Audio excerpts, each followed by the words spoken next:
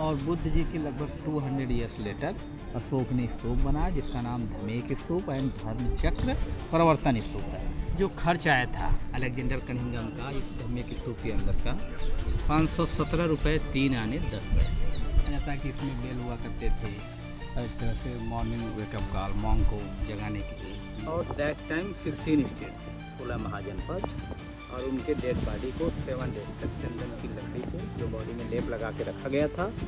और सभी जो 16 बताइए कैसे ये भगवान जी उनका एक जो चुंद नाम का शिष्य था व्यापारी या लोहार आपका, तो उसने बुद्ध जी जो आप देख रहे हैं बुद्ध जी के कुछ मेडिटेशन की मुद्राएं हैं।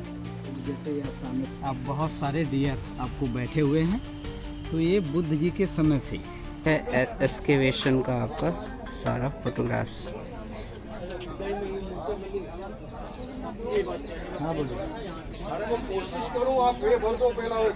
1904 में इसको एक्सकेवेटेड किया गया था, तो उस टाइम की सारी फोटोग्राफ्स यहाँ पे हैं।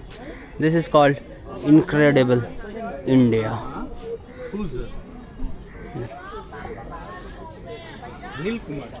लोहा का गेट भी था भैया, लोहा का गेट से तो ओवरऑल नहीं है टोटल। स्तूप इसी जगह पीपल के पेड़ के नीचे बुद्ध जी ने पहला उपदेश दिया था, और उपदेश में बताया था 5 शिष्यों को कि 2 अतियों का त्याग, यानी किसी भी मनुष्य को बहुत कठिन तपस्या नहीं करना चाहिए या बहुत ज़्यादा आरामदायक लग्जरियस लाइफ नहीं जीना चाहिए, बीच का बैलेंस। उसके लिए उन्होंने 4 नोबल ट्रूथ बताए थे कि संसार में दुख है, दुख का कारण है, कारण का निवारण है, निवारण का मार्ग है। मार्ग के लिए उन्होंने अगेन 8 मिडिल पाथ बताए थे, सम्यक दृष्टि, सम्यक ज्ञान, सम्यक विचार, सम्यक समाधि, सम्यक श्रम, सम्यक आजीविका, सम्यक वाचा, सम्यक स्मृति, और पंचशील सिद्धांत, उसके बाद अष्टशील और 10शील सिद्धांत भी बताए कि हमेशा महिलाओं का सम्मान करना चाहिए, कभी चोरी नहीं करना चाहिए, कभी झूठ नहीं बोलना चाहिए, कभी मदिरा वगैरह का सेवन नहीं करना चाहिए, कभी आपके सोना चांदी नहीं पहनना चाहिए, कभी डांस एक्टिविटी नहीं करना चाहिए, कभी असमय भोजन नहीं करना चाहिए, कभी ऊंचे बेड पे नहीं सोना चाहिए, यानी आप ज़मीन पे सो सकते हैं या फ्लैट चीज़ें पे। तो आप टोटल काउंट करेंगे तो 24 आता है। तो इसलिए भी बौद्ध धर्म मानता है कि जो हमारा नेशनल एम्बलम है या नेशनल फ्लैग में जो अशोक चक्र है उसमें 24 लाइन्स है। और एक रीजन और भी मानते हैं कि बुद्ध जी 45 साल उन्होंने उपदेश दिया, जिसमें 24 यानी 24 रेनी सीजन वो श्रावस्ती में रुके थे। और बुद्ध जी के लगभग 200 ईयर्स लेटर अशोक ने स्तूप बनाया जिसका नाम धमेक स्तूप एंड धर्म चक्र प्रवर्तन स्तूप है। और जो आप विंडो देख रहे हैं टोटल 8 है, इसे आले कहते हैं। इसमें भगवान बुद्ध की 8 प्रकार की मूर्तियाँ लगी थी जो मुस्लिम इन्वेडर ने ब्रोकन कर दिया। 8 इसलिए कि बुद्ध की लाइफ से अष्टांगिक मार्ग भी आप समझ सकते हैं, और 8 वेरी वेरी इंपॉर्टेंट प्लेस है। जिसमें मैंने आपको 3 बताया कि लुम्बिनी, बोध गया, सारनाथ, चौथा कुशीनगर जहाँ पे बुद्ध जी का महापरिनिर्वाण हुआ था, यूपी का पार्ट है गोरखपुर के पास, 80 years 9 days। 5वां वैशाली बिहार में जहाँ पर उनको जंगल में भूख लगी थी तो बंदर और हाथियों ने सहदर फल खिलाए थे। 6ठा राजगीर वो भी बिहार में है जहाँ पे एक अजातशत्रु राजा थे, उन्होंने एक नीलगिरी हाथी बहुत ताकतवर पाला हुआ था। तो बुद्ध जी का कजन ब्रदर था देवदत्त, जो बुद्ध जी से जेलसी रखता था, तो उस नीलगिरी हाथी को वाइन पिला के भेजा था बुद्ध को मारने के लिए। और जैसे बुद्ध जी सामने पड़े वो नीलगिरी हाथी वाइन पीने के बाद भी बुद्ध जी के चरणों को पकड़ लेती है सब। और 7वां संकिसा, बुद्ध जी जब 7 दिन के थे तो उनकी माँ का स्वर्गवास हो गया था, जब उनका लालन पालन उनकी मौसी प्रजापति गौतमी ने की। तो जब सबको 35 वर्ष के बाद उपदेश देने लगे बुद्ध जी, तो अपनी माँ को भी स्वर्ग में जाके उपदेश दिए थे और धरती पर लौटे थे। तो संकिसा यूपी का पार्ट है। माना जाता है कि ब्रह्मा और इंद्र भगवान सीढ़ी से छोड़ने आए थे संकिसा। 8वां श्रावस्ती, जहाँ पे बुद्ध जी सबसे अधिक अपनी लाइफ में रुके 24 रेनी सीजन, और वहाँ पे नास्तिकों को उपदेश दिए थे जो धर्म और भगवान को नहीं मानते। इसी तरह 8 प्रकार की स्टैचू लगी हुई थी। और अलेक्जेंडर कनिंघम ने 1835 में इस स्तूपा के टॉप पे भी चढ़ के मिडिल से अंदर खुदाई किया था, तो लगभग 3.20 मीटर के नीचे एक शिलालेख पाया गया। इस पे पाली लैंग्वेज और ब्राह्मी स्क्रिप्ट में बौद्ध मंत्र लिखा हुआ था जो गुप्त पीरियड का था। और अंदर के जो ब्रिक पाए गए तो काफ़ी वो अशोका के टाइम के ब्रिक माने जाते हैं, तो इसलिए अंदर का जो भी ब्रिक वगैरह है वो अशोक ने ही यूज किया गया है। और जो खर्च आया था अलेक्जेंडर कनिंघम का इस धम्मिक स्तूप के अंदर का 517 रुपये 3 आने 10 पैसे, और इसी के लिए पूरे वर्ल्ड में सारनाथ जाना जाता है। धम्मिक स्तूप बुद्धिज्म का बर्थ प्लेस है, यहीं से बुद्धिज्म स्टार्ट हुआ। मोनास्ट्री नंबर नंबर 3 3 है, है। इसी तरह आगे 2nd है, फिर 1st है, और इधर आपका मोनास्ट्री नंबर 4 है। 1, 2 आपके गेट पे थे, और 6 नंबर मोनास्ट्री अभी अंदर मिट्टी के है, वो से हॉस्पिटल बना। अच्छा।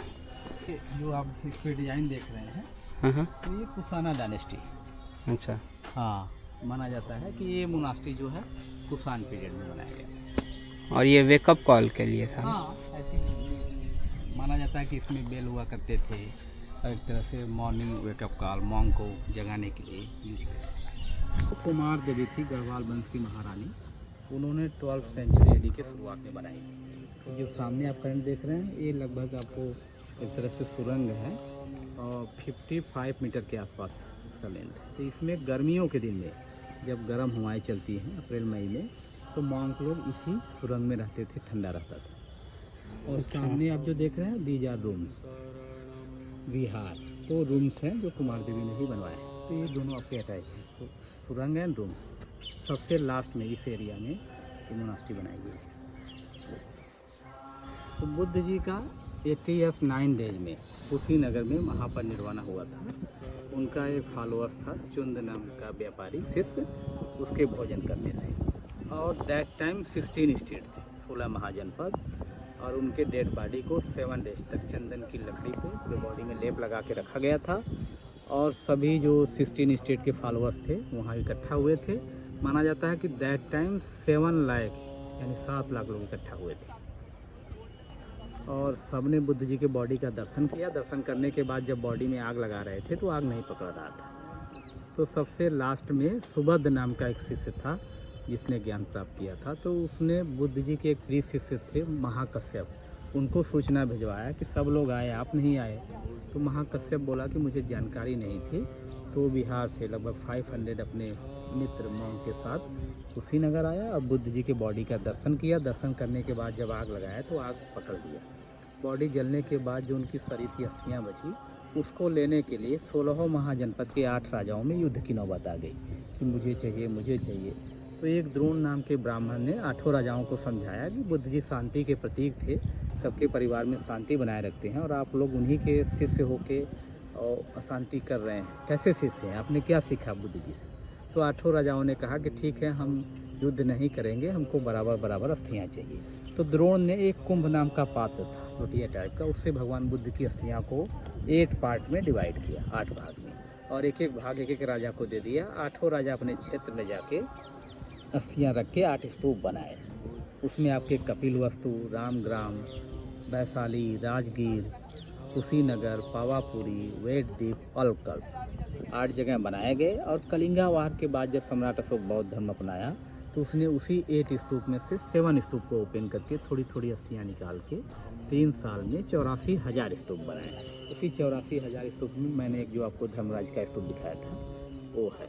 और ऐसी मान्यताएं हैं कि 84,000 स्तूप इसलिए अशोका ने बनाए कि बुद्ध जी ने अपने 45 साल जो उन्होंने सरमन दिए उसमें 84,000 उपदेश दिए थे, यानी बुद्ध जी और उनके जो फॉलोअर्स थे सबका इंक्लूड लेके। तो इस तरह से बुद्ध जी का महापरिनिर्वाण। बताइए कैसे ये बुद्ध भगवान जी, उनका एक जो चुंद नाम का शिष्य था, व्यापारी या लोहार आप कह लीजिए, तो उसने बुद्ध जी से कहा था कि मेरी इच्छा है कि मेरे यहाँ एक बार आप भोजन करने जरूर आइएगा अपनी लाइफ में एक बार। तो बुद्ध जी लगभग 80 साल के जब आसपास के थे तो गए थे पावापुरी बिहार में सरमन देने। तो उनको याद आया कि अब पता नहीं दोबारा आ पाएंगे कि नहीं, आज चलते हैं चुंद के यहाँ भोजन करने। तो आम्रवन एक जगह है, वहाँ पे गए बुद्ध जी अपने 3000 मॉन्क के साथ भोजन करने। तो थोड़ा ये कंट्रोवर्सी वर्ड है। कहा जाता है कि चुंद ने सूअर की मांस की सब्जी बनाया, या चंदन की फूल की सब्जी, या शुकर मद्दा जो जंगल में मशरूम पाए जाते हैं वो सब्जी बनाया और बुद्ध जी खाने से बीमार हुए और उन्होंने अपने प्रिय शिष्य आनंद से कहा कि मैं 3 महीने बाद कुशीनारा में, दैट टाइम कुशीनगर को पाली भाषा में कुशीनारा बोला जाता था, तो कुशीनारा में मैं अपने शरीर का त्याग कर दूँगा और तुम अपने जितने भी मॉन्क हैं, मित्र हैं, उनको समझा देना कि कोई चुंद को ब्लेम नहीं करे, नहीं तो हमारे बाद इसको सब ब्लेम करेंगे, किसके भोजन देने से बुद्ध जी चले गए, तो बेचारा जीते जी मर जाएगा। तो ये इस तरह से बुद्ध जी का महापरिनिर्वाण हुआ। नमस्कार दोस्तों। जो आप देख रहे हैं बुद्ध जी के कुछ मेडिटेशन की मुद्राएं हैं, जैसे आप सामने देख रहे हैं भूमि स्पर्श मुद्रा। तो जब बुद्ध जी ज्ञान प्राप्त करने के लिए प्रयास कर रहे थे, प्रोसेस में थे, तो इस तरह से मेडिटेशन के उनके पोस्चर है। फिर ज्ञान प्राप्त करने के बाद तो लगभग 10 काइंड्स के बहुत इम्पोर्टेंट माने जाते हैं, जिसमें आपको ये भूमि स्पर्श मुद्रा, धर्म चक्र प्रवर्तन मुद्रा, ध्यान मुद्रा, अभय मुद्रा, भूमि स्पर्श मुद्रा, इनके पोस्चर है जो बुद्ध जी करते थे और इसका सबका मीन्स है। तो इसमें आप ये देख सकते हैं अभय मुद्रा। ये तो अभय मुद्रा है, इसकी बड़ी मूर्ति वहाँ सामने है ना? हाँ सामने। हाँ। मोस्टली आपके पोस्चर आपके म्यूजियम में मिलेंगे, जो आपके कंप्लीट, जैसे अभय मुद्रा, धर्मचक्र प्रवर्तन मुद्रा, तो ये सारी मुद्राएं आपको म्यूजियम में देखने को मिलेगी। मनौती स्तूप, हाँ। तो इस सामने टेंपल से लेके इस स्टेयर के बीच में हाँ। जितना भी मनौती स्तूप दिख रहा है, ये Indian archaeologist mister Dayaram Sahni के हाथों एक्सकवेशन में निकाला गया। मनौती स्तूप मतलब ये हुआ कि अगर कोई अपना मनौती मन्नत मांगता है, उसकी हाँ। मन्नत पूरी होती है, हाँ। तो इच्छा से बनाया जाता है। अच्छा। ठीक है। वैसे आर्कियोलॉजिस्ट के जो फादर कहे जाते हैं हाँ। वो अलेक्जेंडर कनिंघम को कहा जाता है। अच्छा। लेकिन यहाँ पे लगभग 5 and 6, 7 आर्कियोलॉजिस्ट डिफरेंट टाइम पे अपना एक्सकवेशन किए हैं।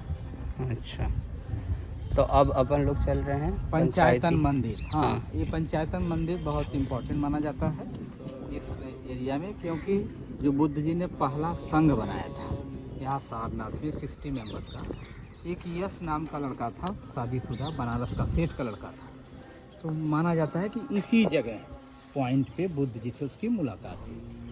और पंचायतन मंदिर का कॉन्सेप्ट ये है कि बुद्ध जी के 5 स्वरूप, यानी उनके 5 स्टैचू, एक बीच में धर्मचक्र प्रवर्तन मुद्रा, ध्यान मुद्रा, अभय मुद्रा, अंजलि मुद्रा, भूमि स्पर्श मुद्रा। तो धर्मचक्र प्रवर्तन मुद्रा यानी उनके जो ज्ञान था जो उन्होंने दिया वो चारों दिशाओं में गया। और इस पर जो कार्विंग की गई है ब्रिकों पे, ऐसी कार्विंग गुप्त टाइम में स्वर्ण युग कहा जाता था, गोल्डन एरा। तो ये कार्विंग किए हुए ब्रिक भी प्रूफ कर रहे हैं कि गुप्त टाइम में ही ब्रिक यूज किया गया है, तो लगभग 1600 ईयर्स बिफोर के। और इसमें जो मूर्तियाँ थी, बुद्ध जी की मूर्तियाँ लगी हुई थी जो अभी नहीं है। और हिंदू धर्म मानता है कि पंचायतन मंदिर मीन्स 5 मंदिर, एक बीच में विष्णु भगवान का, गॉड शिवा का, दुर्गा जी, सूर्य और गणेश। तो आप मोस्टली जितने भी टेम्पल देखेंगे तो उसमें 5 देवी देवता की मूर्तियाँ होती हैं। और इसमें गंगा और यमुना की मूर्तियाँ थी। और इसमें आप देख सकते हैं कुछ स्ट्रक्चर, फेस जो है लायन का है। तो लायन बहुत इम्पॉर्टेंट है बुद्धिज्म से भी, हिंदुज्म से भी। बुद्धिज्म मानता है कि ये क्षत्रिय होने का सिंबल है, शाक्य डायनेस्टी से बिलोंग करते थे, तो उसको दिखाता है लायन। और कहीं कहीं आपके कमल के फूल भी दिखेंगे जो उनका बर्थ का सिंबल है। और ये आप देख सकते हैं इस पर गोल्डन कलर किया गया है। तो थाईलैंड के मोस्टली टूरिस्ट या मॉन्क मानते हैं कि बुद्ध जी की पूरी बॉडी गोल्डन कलर की थी, तो कहीं भी जाते हैं मोनूमेंट पे तो गोल्डन कलर लगाते हैं। अच्छा। आप बहुत सारे डियर आपको बैठे हुए हैं, तो ये बुद्ध जी के समय से यहाँ पे चले आ रहे हैं, आज भी हैं। एक तरह से आप इनको एविडेंस भी मान सकते हैं कि उस समय डियर पार्क या हिंदी में मृगदाव या मृगदावा भी कहा जाता है। और ये फॉरेस्ट डिपार्टमेंट है, अभी इसकी देख रेख कर रहा है।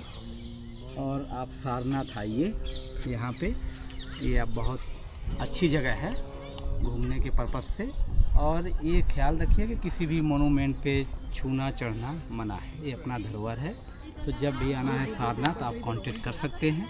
मेरा मोबाइल नंबर 7619061287 है, तो आप कांटेक्ट कर सकते हैं। धन्यवाद।